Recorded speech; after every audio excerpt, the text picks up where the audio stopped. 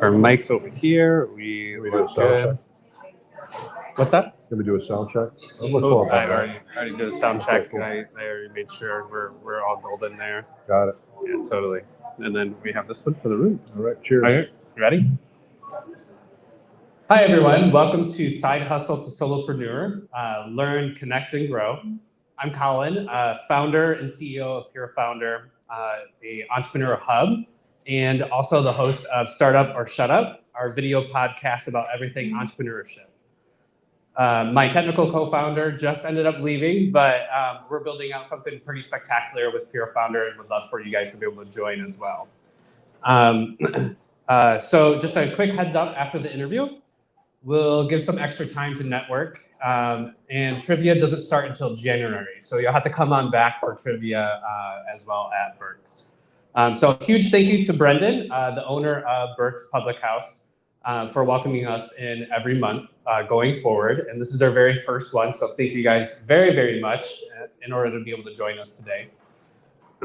And please support with any food or beverages. That's what kind of keeps the meeting going. He's allowing us to use the space for free. And there's a ton of specials for November as well, so check those out. Feel free to get up anytime to order food, use the restroom. You won't bother us during the interview or anything like that. Just enjoy, make yourself at home. So with tonight's flow, I'll interview Chris Wilhelmi for about 45 minutes, and then we'll also open it up to the floor for about 15 minutes for Q&A. And we are also streaming online at the moment. That's with the full setup. Super exciting to be able to have that as well. And if anyone is joining us virtually, make sure you drop your questions in the chat, and then we'll be able to ask those as we go along as well. So, and further ado, so please help welcome Chris Wilhelmi, educator, creator, and soon-to-be published author of the Un Reeducation of America.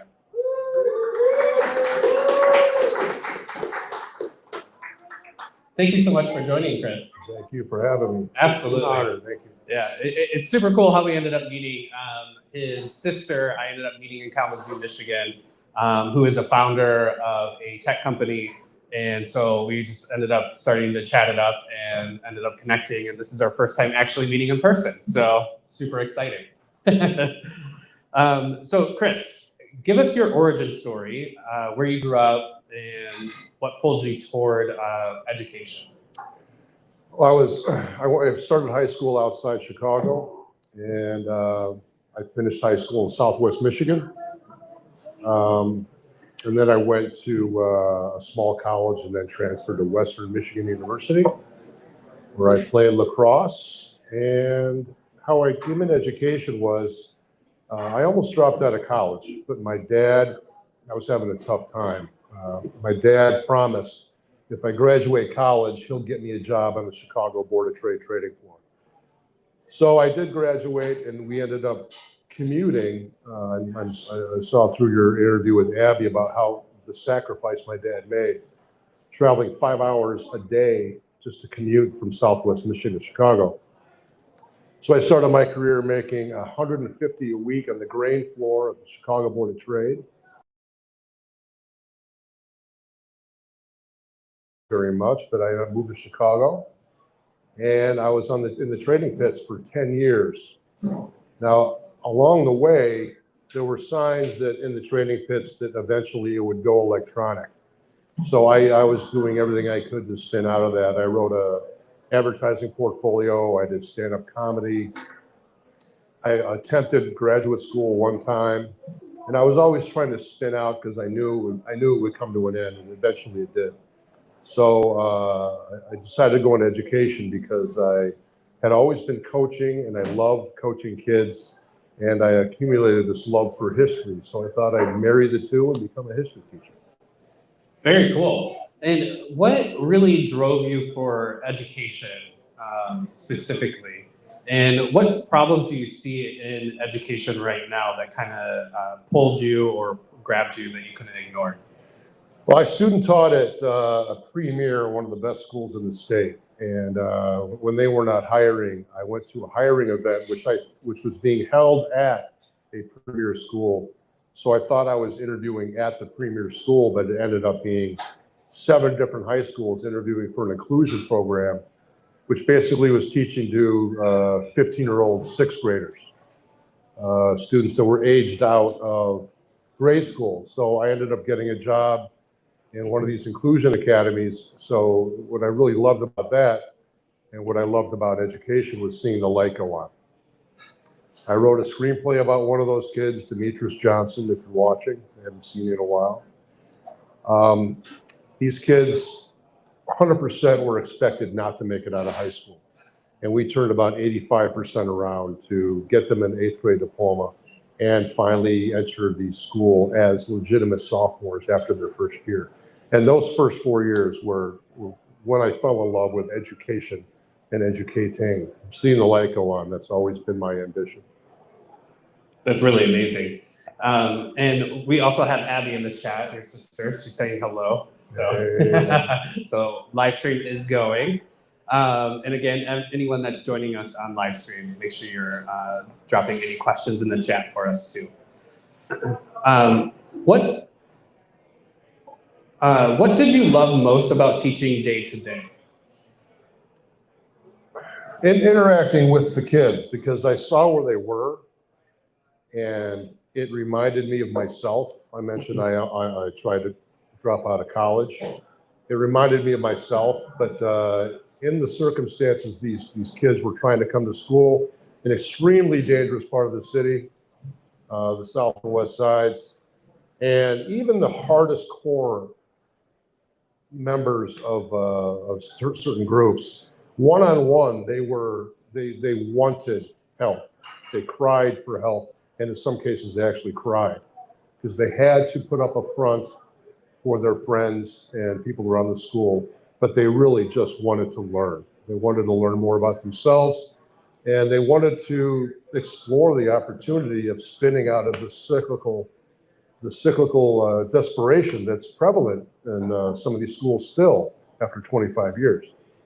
Working with those kids was by far the most rewarding experience I've ever had, and it's changed since then, but those were I'm very fond of those times.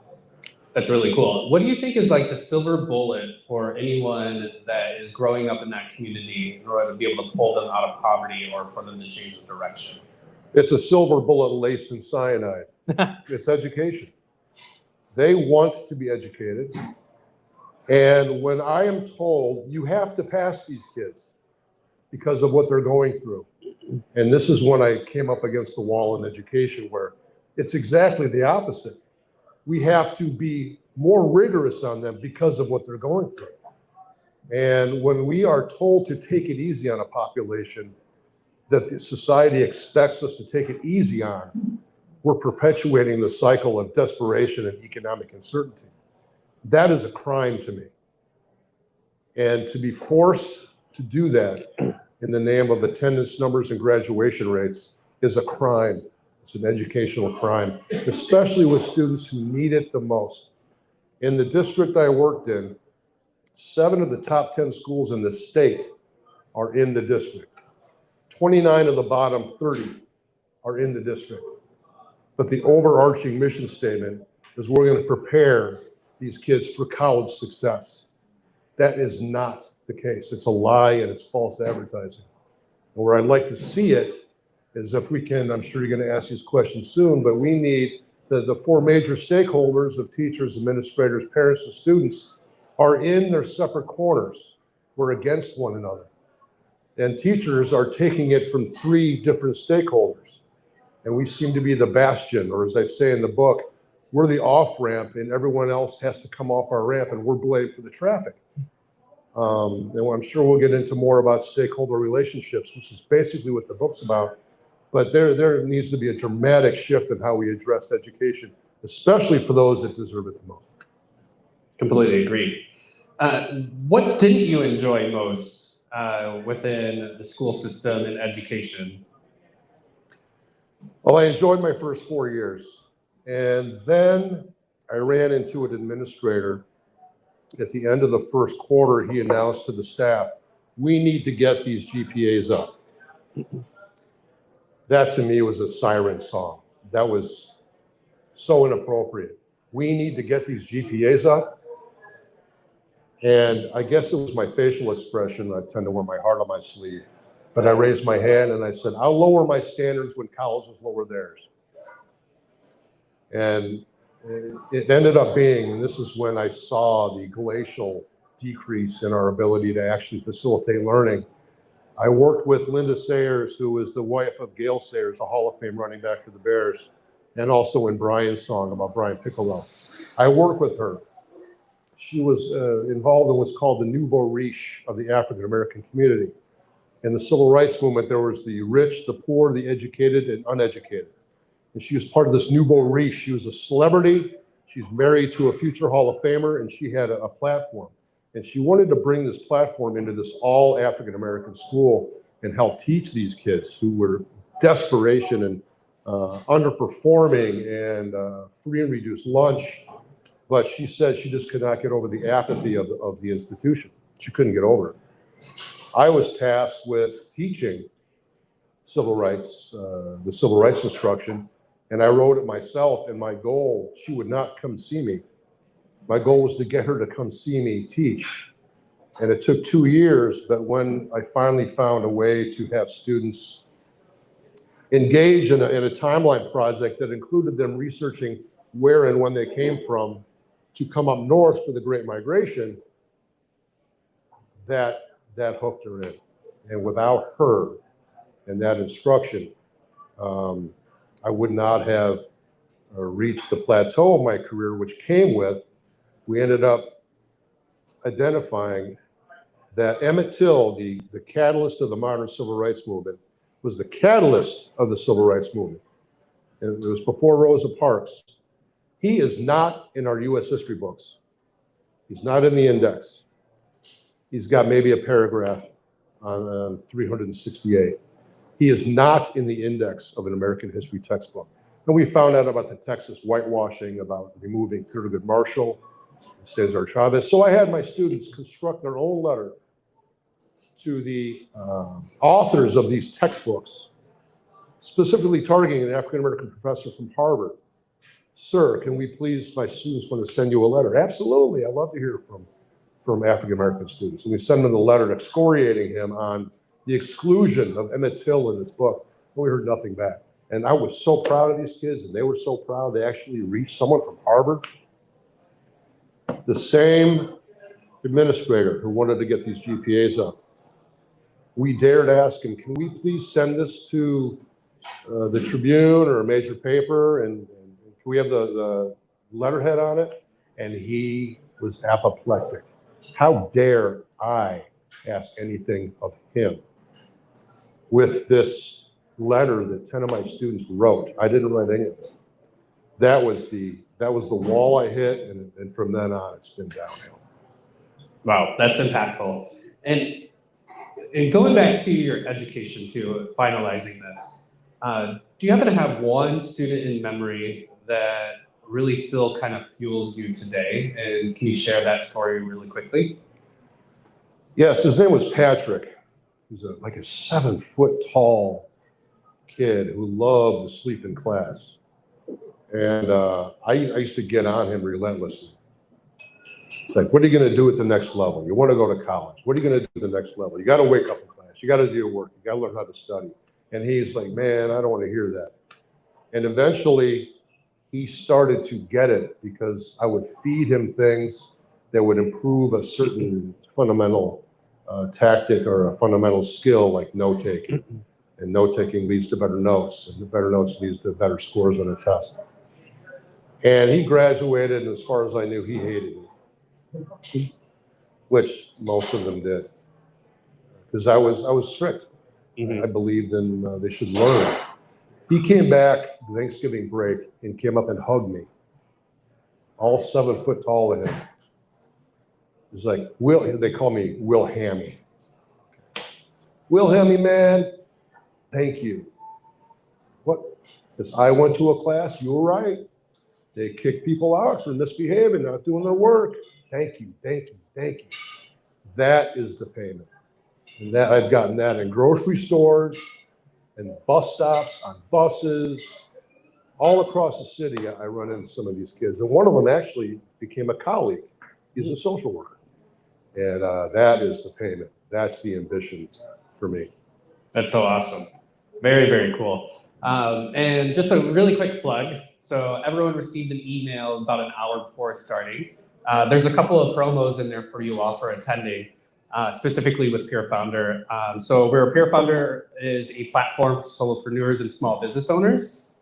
Join the community tonight by midnight, and you'll be able to join the community for free for lifetime access as we expand learning and different other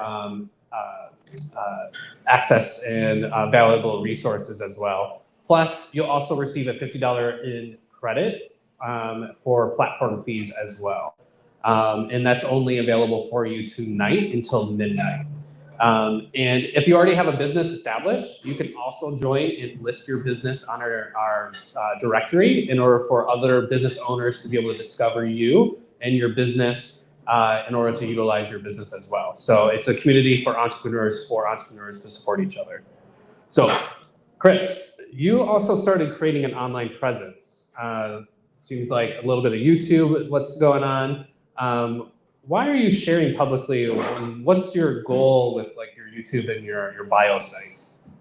I dip my toe in the water with YouTube and Instagram. The issue is that as an educator, there's risk of revenge. That's not the best word, but there's risk of being excluded from the educational community. So when I dipped my toe in the water, I was resistant because I didn't want my face and my name out there because I'm still connected in education. But I decided to just get the book released and put a face on it and accept the consequences. Because every single teacher, and I invite any of you in the online audience or in person,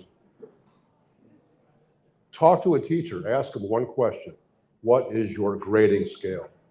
And you will see the look on their face.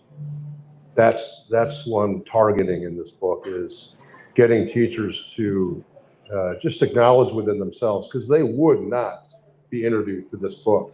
And I knew they wouldn't because I'm one of them. So when the book is released, I guess we'll talk about this, but I'm not sure how comfortable I am having an online presence. I'm hoping the book speaks for itself. It's very tenuous, a very tenuous area for me, and it's scary. As in, I know online world. You know, if Twitter was around when Mark Twain was writing Huckleberry Finn, he never would have wrote Huckleberry Finn. It's a space that you have to be very careful entering, because hopefully it's a constructive space, but I'm still tenuous. Yeah, I definitely identify with that with you, because that's one thing that I was kind of struggling with as I was coming up with my concept for Peer Founder and also my podcast, is just becoming a public figure. And eventually there's going to be some haters and what have you, and trolls that are going to be out there just causing chaos. I can handle the hatred. Just make it constructive hatred. It's just, it's a very, very uncomfortable space for me. So as you progress with your online presence and your website and everything, what topics do you really enjoy talking about that resonate with you most? The topics I enjoy are, and as a matter of fact, the purpose of the book is to identify underlying factors that have drastically diminished in-class educators' ability to facilitate academic and personal skills. I'm trying to hook teachers into at least acknowledging that someone has written down what they feel. And there's a section on the website called Teacher Feedback. And the only responses I've gotten is, I'm sorry, essentially, I'm sorry I can't comment. I just don't feel comfortable. I don't want my name out there. I get it. No one would be interviewed for this book. I expected that too. But this is a book that tells administrators, parents, and students what teachers can't and won't say. the parent conferences where, what does Johnny have to do? Well, you know, you got to get the joystick out of Johnny's hand. You're a terrible parent. Can't say that. But in effect, it's saying what they are not comfortable saying, but also offering solutions to get us out of this mess. What's the problem with administration? Here's the solution. Parents solution, student solution. And to be fair, I go after teachers too. Wonderful. So now let's jump over to your book, The Un Reeducation of America. Let's talk about the title a little bit and what also kind of drove you to start writing this book.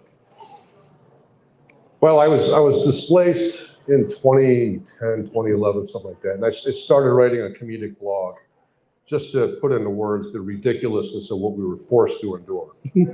I was circled around the city for 2 weeks at a clip just so I wouldn't be able to establish relationships to get a job. And I talked to hundreds of teachers, saw thousands of students. And at the end, I was honorably terminated from the district. Thank you. I still have the letter. Honorably terminated. Thank you very much. Then I became an administrator as dean of students. And this is in a district school. And it started okay. The student code of conduct was that I could actually, and discipline is not always punishing. It's redirecting and intervening and facilitating and building relationships and turning these relationships. And what turned it for me is when a student brought what would be considered ordinance to the school.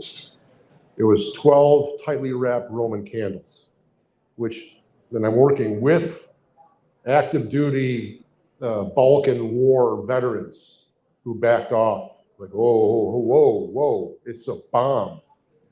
And when the assistant principal, who fell all the way up the ladder to assistant chief of some network within the system, patted me on the shoulder and said, I got this. That is automatic arrest and expulsion. He made him write a paragraph. I resigned as dean that day. And it was my son who was right here. There he is. And this is when, this is the heading of the introduction where I sat alone at an empty desk. And it was him. I considered, I was coaching lacrosse at a private school, and it was half my salary, but my son said, if you don't leave this district, you're going to get patriotic cancer. Remember that? Patriotic cancer. It's pancreatic, right? Thank you. All right. But that was the catalyst. And the impetus for the book was not my time in the public school district. It was teaching at a private school where plenty of elite students go to major universities. But the catalyst is when I was finally able to reset my career and teach 2 college skills, which must be included in every major content area. You must have 2 college skills. I taught note-taking and writing. A 5-paragraph essay every 2 weeks, 2 to 3 sentences every 2 days. Shouldn't be that hard for an elite high school, right? I felt like a teacher again. I put these kids through my ass-kicking boot camp and made them into at least a 5-paragraph writer and researcher and note-taker. So my principal comes in near the end of the year. I'm like, well, here we go. I'm going to get some praise. Teachers never get praise. They get emails. Come see me. He comes in. I'm like, hey, Mr. Wilhelmi, parents are concerned. Oh, here we go. Why are you assigning writing? You are not a writing teacher. And I said, sir, writing is an assessment, last I checked. Because the primary responsibilities of most of the history teachers in the school are coaches first, teachers second. So they would come to me to get these text-generated worksheets and crossword puzzles and sit and check their emails while the kids are filling out worksheets.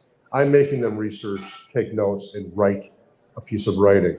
And at the end of 2 years, I was unceremoniously told that due to a drop in enrollment, I would not be welcome back. That was the catalyst, that these 2 dissimilar institutions or these 2 dissimilar systems operated the exact same way.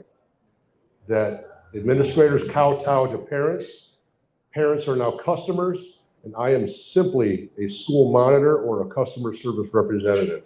I felt all my teaching duties and all my experience and my passion for teaching and connecting was patently burgled at that moment.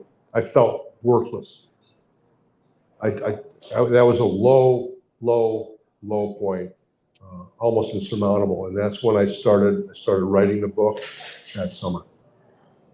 Wonderful. And if you were to give us a 2-sentence elevator pitch of your book, would you mind providing that for us? I'll give you one sentence with a semicolon. Sure. The issue in education is not the students, it's the adults. That's the book. It always seems to start with the adults. It seems to be education has now come to protect adults' careers instead of teaching students. Interesting. Yeah, I took a class over at Truman, and it was more of an intro, and I can't remember exactly, but I remember the very first day that the professor told everyone that, because the grand majority of everyone was Chicago Public Schools, and he's like, you're no longer in an environment where I don't want you to interact. Like, I need you to speak up. You're not in like a babysitting service anymore where they all told you to just shut up and not participate, which was kind of interesting because I didn't grow up here. I grew up in Michigan. So who must read your book, and what should they do differently tomorrow? It's primarily meant for teachers, and it's meant for teachers in that this is in their voice. And there is a chapter called Who is a Teacher? That's the nice chapter on who is a teacher and what does a teacher do. But it also addresses, one of the chapters is called Educators versus Teachers. What has happened, especially since the end of COVID, is the apathy some of these teachers have. They feel beaten, downtrodden, disenfranchised, and I completely agree with them. They're being beaten by administration, beaten by parents, and suffering the apathy of students that don't feel the need to study or take notes, because we as teachers are either overtly or covertly pressured to pass everyone. Special needs students, the directive is pass them all. If any of you know any special ed teachers, the directive is pass them all. No work, pass them all. Miss 44 out of 48 days, pass them. Now what does that do? It makes them feel like they have some kind of skill or ability. And what we're really doing is just crumpling up their futures. And we're going to give them a graduation diploma and toss them, because you are now a graduation number. And what's worse is the imbalance of academic and personal skills instruction. It's not college skills start in 6th grade. And it starts by learning how to listen, learning how to take notes, respect, or perseverance, stick-to-itiveness, self-advocacy, inquiry. We're not teaching those things. It's all based on test scores or standardized test scores. If they misbehave, it's absolutely swept under the rug. So teachers are actually toothless to hold them accountable disciplinary or hold them accountable academically. So we are room monitors. That's very frustrating. It's frustrating for you as a teacher. It's frustrating for the students. And add to that, in our society, administrative pressures to make sure all students pass, absolute student apathy because they know they're not going to get in trouble. They know they're going to get 50% on an assignment that was never done. And the parents just keep throwing that. It's called the 1090 rule. I spent 90% of my time on 10% of the parents. And that is anxiety inducing. When I get an email at 9:30 at night, how dare you, ... That it destroys someone's psyche, and it just wears these teachers down. They can't do anything. They're powerless to teach or discipline. And to get out of that rut, I took time off to finish this book. I cannot return to education. No one will hire me. I'm too expensive. So anyone out there, I'm available to offer my experience and education to help your organization. Please reach out to me on LinkedIn or through Colin. That's another thing. I'm unhireable because I have 2 master's degrees and 20 years of experience, and I'm a former dean of curriculum instruction and students. And I've on a lark, just to have a laugh, I'll apply for teaching positions, and I'll apply for assistant principal, and it's crickets. I'm too expensive. That's amazing. Interesting. There's a question in the chat for online from Tess that goes along with what we're talking about with your book. So Tess asks, as a parent, the book seems like something I should read. How could I benefit? There's a chapter on parents, which took me 10 months to write because I had to take all the vitriol out of it, all the emails from parents that I got over the years. But what's important, very poignant for parents is not only what the problem is with these 10% of parents being just trying to discredit us and disenfranchise us and taint our careers. I offer a way for you to be active in your students' pursuit of college preparedness. And one of the main tenets of this is communication with the instructor. It takes us 3 weeks to get to know 120 students' names. If you sense that they might have a disciplinary issue, I outline in the book, reach out to us. We'll see how our discipline methods, we can work together. This book is meant to repair these stakeholder relationships. In 2 separate chapters, I offer parents exactly what they can do and how they can do it to reconnect with the teachers and work as one in a collaborative effort instead of against each other, to facilitate the learning of their child, and also accept that students must experience failure and how to experience failure.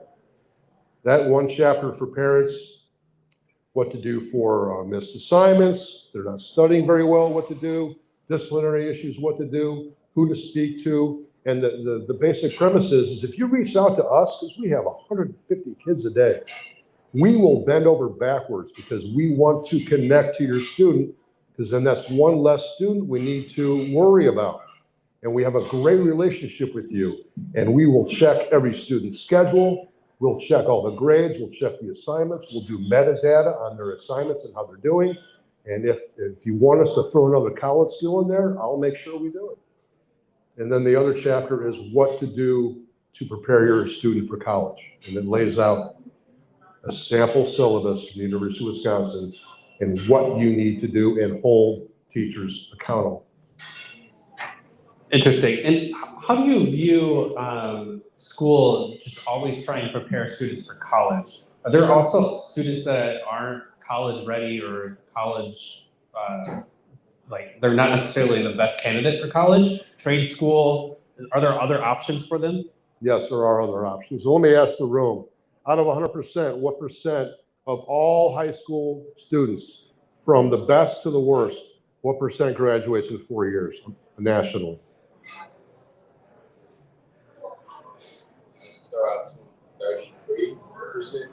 That's exactly right. 33% graduate out of every high school, no matter what the level is. 33% graduate in 4 years. 50 and change for 6 years, which adds another 30 grand onto the bill. So if we're calling our schools college prep and only a third are graduating, are we really preparing students for college prep? Absolutely not. It's false advertising, and it's also a disservice to those students that neither have the aptitude or the desire or the financial ability to go to college. We ignore them at our peril. We force them to take these standardized tests. We make them apply for colleges. We make them fill out the FAFSA forms, but we never address their interests. Do you like working with your hands? Do you, let's say a kid wants to be a plumber, which is an honorable and a very well-paying job. Why can't we in geometry class apply the principles of plumbing to geometry? Let them know that these classes are not throwaway classes. You can use these classes, cosmetologists in science, how to mix chemicals safely. Or in math, how to be an entrepreneur and run your numbers correctly in an entrepreneurship class. I have a whole chapter on the economy of labor. You mentioned before this that Gen Z. Gen Z, yeah, Gen Z. Okay, that the AI is taking over. Well, we have in the unskilled labor and skilled labor sector, we have jobs being taken away by robots. But our kids are thrown to the wind, never prepared for the workforce if they want to go to the workforce or be an entrepreneur like that young lady you interviewed who has a nail salon. She wasn't taught that in high school. No, her parents. Yeah, she was forced to fill out the FAFSA form.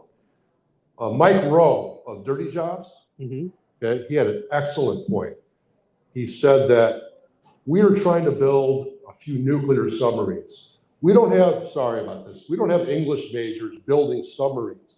We need skilled welders and electricians and all the trades to get in there and build the most powerful weapon in the history of mankind.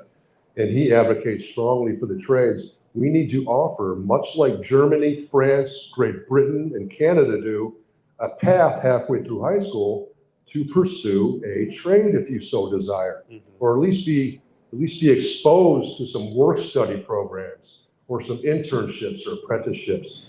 It's absolutely criminal that we can't get 65% to graduate college, yet we rob them of 2 full years in high school from the ability of learning what their next option is.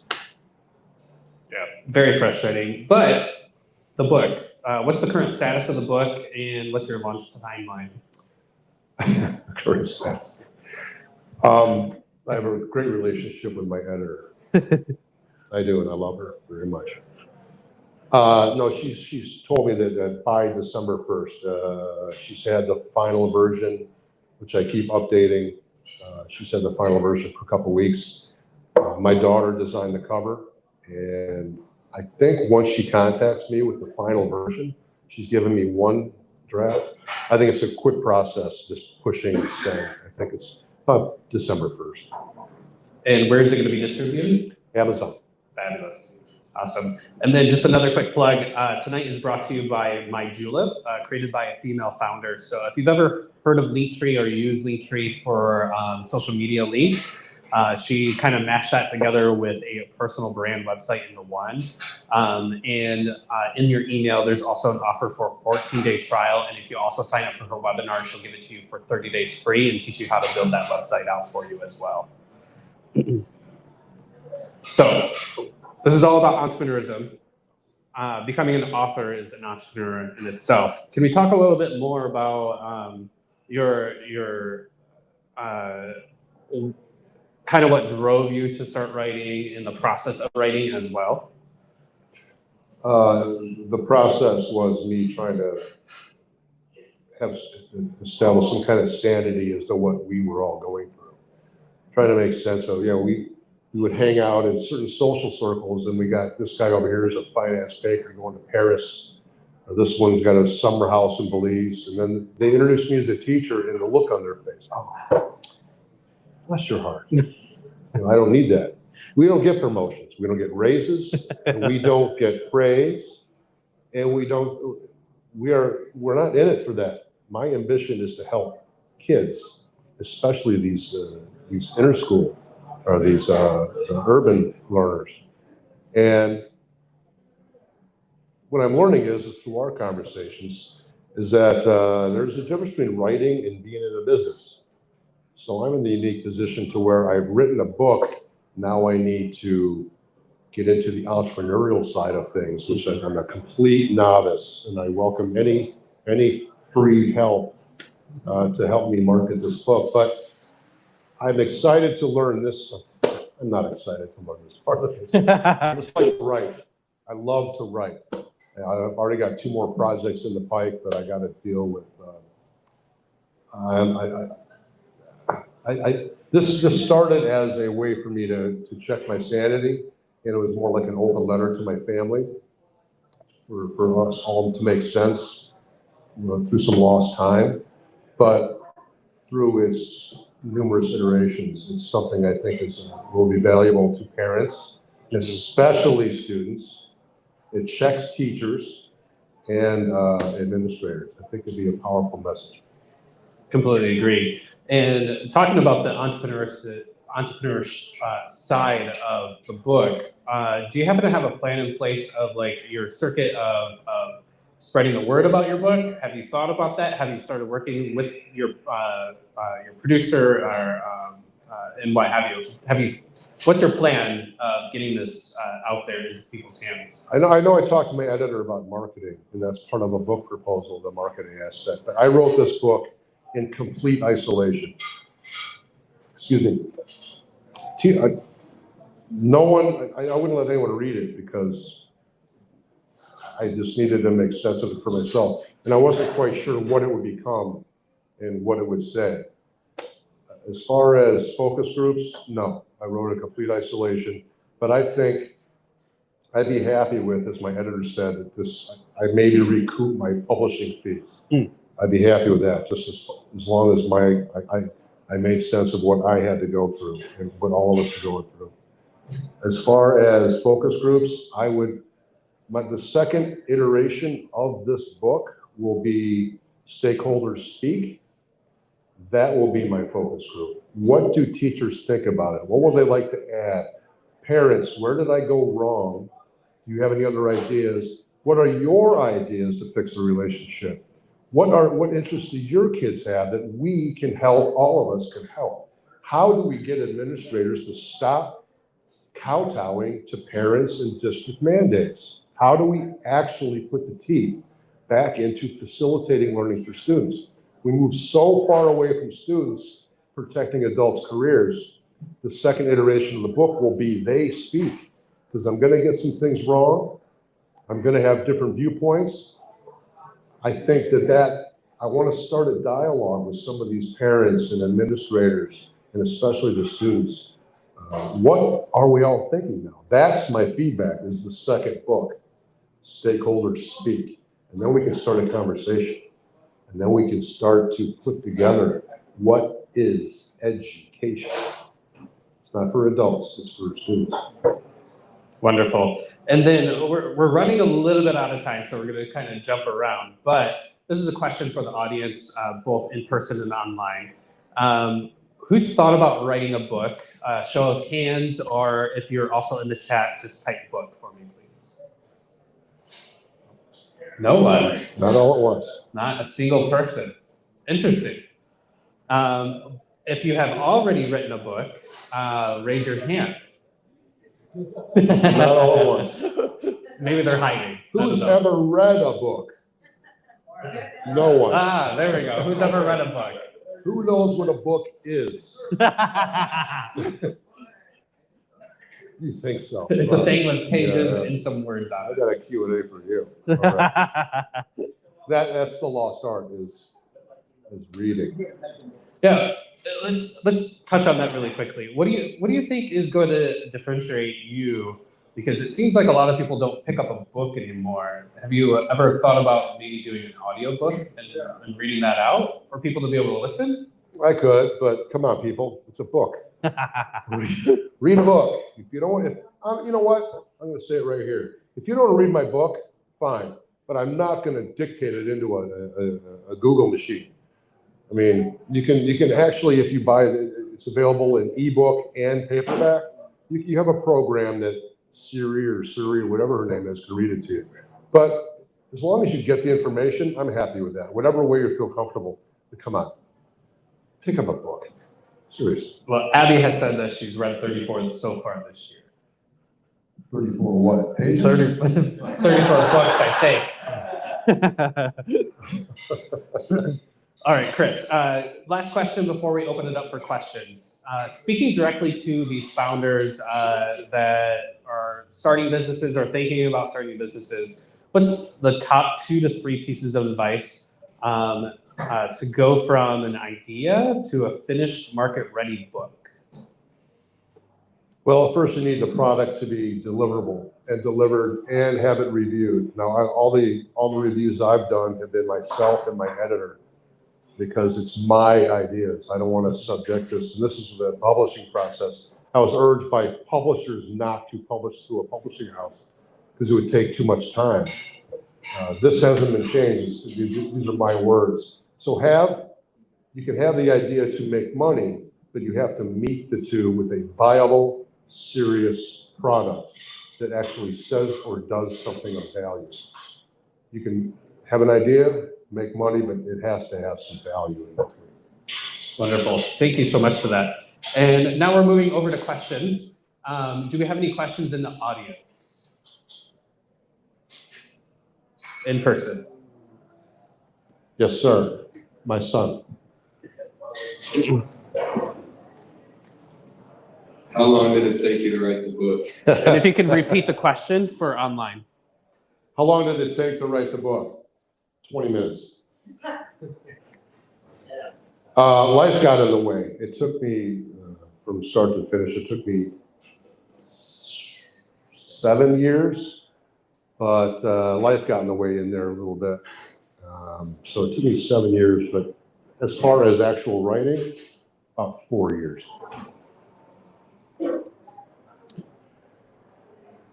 Any more questions in the audience, in person?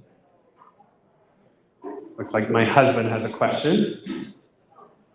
And just remember to restate the question. Yes, sir. I want to know, what do you think about teaching morals, value, and rights that come from the Bible? What do I think about teaching morals, rights, and ethics that come from the Bible? Within the classroom. Within public school? Separation of church and state. Has to be separation of church. That's in the Constitution. It's not in the Constitution, but it's understood. If you want to study the Bible and the precepts in the Bible, then you should go to an institution that supports your view of that kind of instruction. And there are plenty of them around. There's plenty of private schools that fully embrace the biblical point of view. And then we have a question from Mandy online. I think he has another question. We'll slide back over there. We still have 10 minutes. We'll circle back. While writing the book, which chapter gave you the biggest challenge to write and why? Parents. Easy answer. There's so much I wanted to say, but it took me 10 months and 7 iterations to tone it down to where it became, instead of pointing a finger, it became identifying an issue and helping parents correct it, or helping parents be part of the collaborative relationship. Thank you. And then we have a question from Abby online. She says, this feels like it might apply elsewhere. What lessons could someone outside of education find in your book? Collaboration, understanding that in any relationship, any business entity, there are relationships and there are collaborators within that relationship. And what needs to be done is active, open, and in-person, if possible, collaboration. We need to start speaking with each other, not at each other.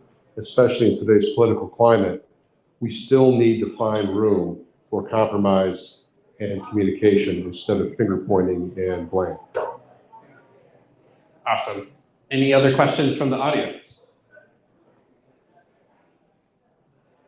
If you were to write a fictional novel, what would it be?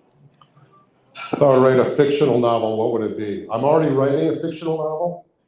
I'm already in the steps. My brother and I wrote we wrote 2 screenplays 20 years ago, and the screenplay Through Canada is loosely based on my family's emigration from Germany in the 1840s. So it's a historical fiction, an adaptation from the screenplay my brother and I wrote. So Any additional questions from the audience in person?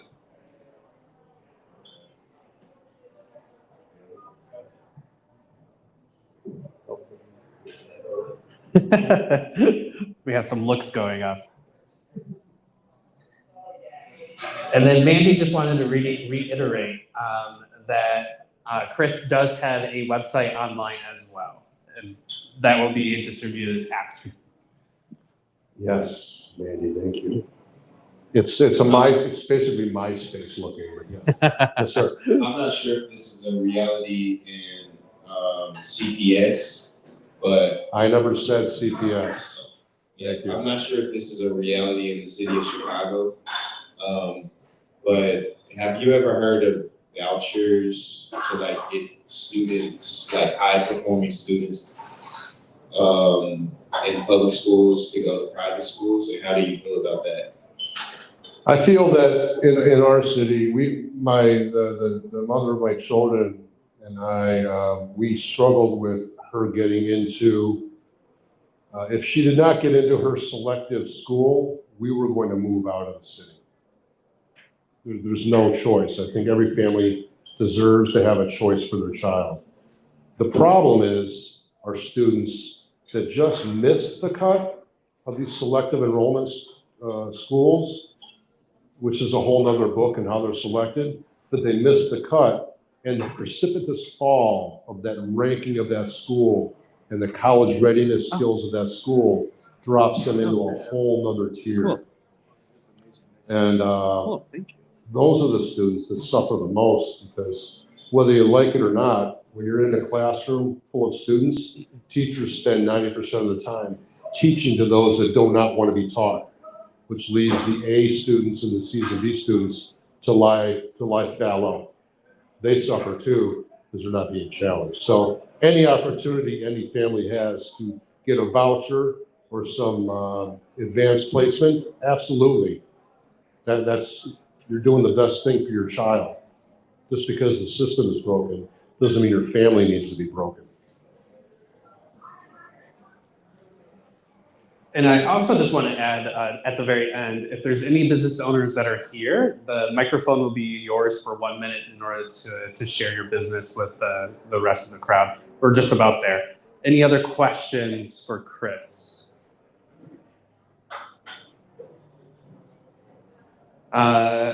So Chris, my home school in Quincy, Michigan switched over to no homework. How do you feel about no homework, or how do you feel about homework for kids now? Homeschool as in schooling at home, or a school where they're... No, it's a public school in Quincy, and they ended up transitioning over to a no homework policy for the entire school system. So this is in the book. This is what you need to do. Why is there no homework? Is that something that parents got together on their Facebook pages and said there's too much homework? Why was that system put into place? And if they're not doing homework, how is the class time structured? You have the obligation, as Thomas Jefferson says, when you see something that needs to be rebelled against, you have the obligation to rebel against it. Parents have the right to ask their teachers for syllabi, lesson plans, and they have the ability to go visit that class. Those teachers, where you may suspect, this especially goes for straight A students, because like I said before, if you have problem kids in the class, they're not being taught, but find out what they're doing in class. What are the in-class assignments? What does the lesson plan say, or an active unit plan, preferably? What are they doing in class? Are they, because I always assign classwork, and if you didn't finish, it is homework. Not to overload kids, but if we don't get it done in class, and when they have homework, it establishes organization, time management, perseverance, and inquiry. Now, I'm not saying they're robbing kids of this experience, but you need to but you need to inquire about, so no homework, what's being done in class? And you, as a parent, you have the right to request homework and make sure it's not busy work, make sure it's something. And every class should be stressing 2 college skills. If it's not a content class, like music, art, they should be stressing 2 personal functionality skills. If they're not, they're wasting your students' time. Interesting. Any other questions from the audience before I ask my last one? Okay. Dream podcast that you would love to be featured on? Time suck. Why is that? Dan Cummings. It's inside joke of my family, but I have covertly had my emails read on his podcast 4 times. But he's a comedian, and I used to be a comedian. And I sent him a few emails about the history of education. And I would like, it's not really, he doesn't really interview people, but I would love to be on Bill Maher, because he's talked about education, serious educational policy experts. I'd like to have a secondary active duty educator speak with an academic. Wonderful, thank you. And then I have Echo over here, a business owner, that I'm going to open up for a quick little pitch for everyone. Hello, how you doing? Hey. I'm okay. I'm Echo Capitan. I own business. I own the business Money Minded Records, Black Money Familiar. And I currently have music on Twitter, Instagram, SoundCloud, and Facebook. I'm a studio recorder, a songwriter. I'm a vocalist, and also I'm a marketer. And what it is that right now we're launching right now. We're putting in work right now, and it's doing good and it's doing great. And it's a good business. And what it is that once again, the record label name is Money Minded Records. So the lyrics and the music is created to help people out there listen to the music of a hip hop form. What it is, I said all genres, all music. But what it is that at the beginning, we starting off with hip hop. I have a staff that's with me, we work together. And what it is it's some good music. And I want to let you know that everything with the record label has been done professionally. So it's like with a listening party to what the music is, to what it does with people, and also the sound and the beats also professionally as of the quality of the music. So the record label is doing fine, and it's sufficient for people that listen to hip hop music currently. But what it is that whatever music you listen to, it will be available soon. Once again, it's Money Minded Records, and I'm on Instagram, Twitter, Facebook, and SoundCloud. Instagram, there's a link there that you can click on the link that it will take you directly to the music. But what it is that you give a like or a follow. I greatly appreciate it. Thank you. Thank you for that, Echo. Anyone else with a business that would like to share?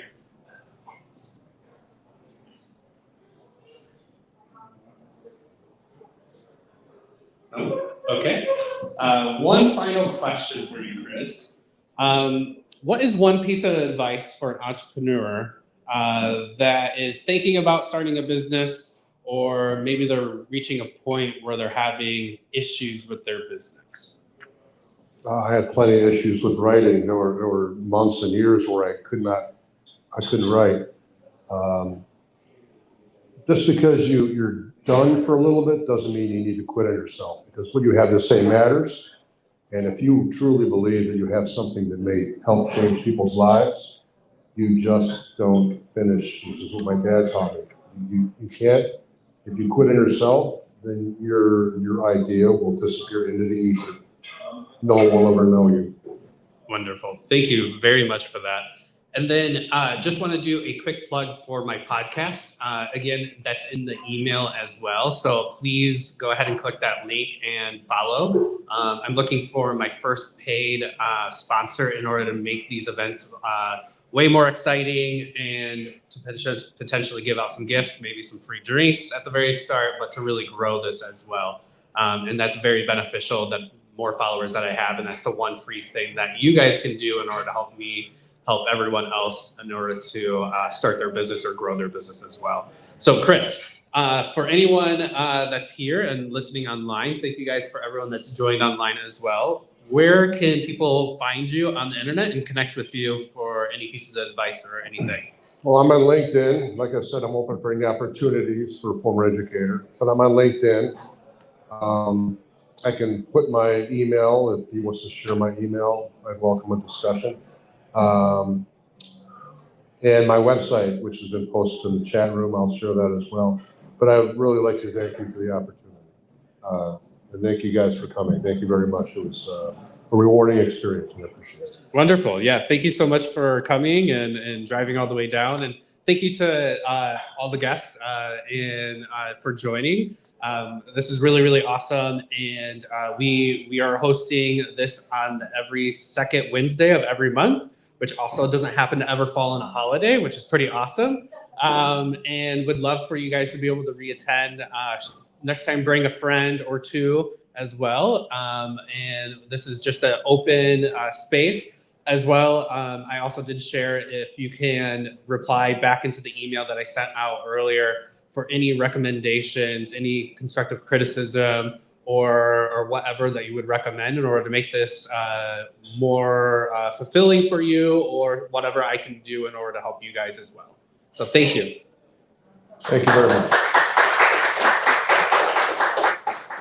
Good job. Thank you. High five. Encore? Did you say encore, Asa? Then make sure you order drinks and food, and let's have a great time with networking and getting to know each other as well. Thank you. That was great. Yeah, thank you. So much. I hope that fulfilled your. Oh, absolutely. Thank you. Yes, sir.